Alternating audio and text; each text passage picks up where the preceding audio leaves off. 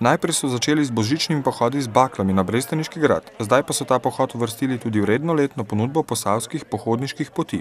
Ob navdušenju ljudi nad rekreativno dejavnostjo kolesarjenja in pohodništva in za otvoritvijo novega gradu na gradu Reichenburg smo se odločili, da počastimo tudi ta jubilej z otvoritvijo poti. Trapisti so zelo zaznamovali zgodovino Brestanice. Peljali so veliko zanimivosti na ta grad, naredili so čokoladnico, izvrstne čokolade, ki so dobile na Dunajskem dvoru naziv Imperial, delali so čudovite sire. Trapisti so v Brestanico med drugim pripeljali cepljene vinske trte, prvi traktor, prvi vodovod in prvo hidroelektrarno. S pohodom po poteh trapistov pa so tudi odprli posavski pohodniški festival. Torej gre nekako za neke nove vsebine, ki jih želimo pridobiti z tematskimi potmi v Posavju in seveda privabiti turiste, da na naši destinaciji preživijo dlje časa. V sklopu festivala bodo izvedli 37 pohodov.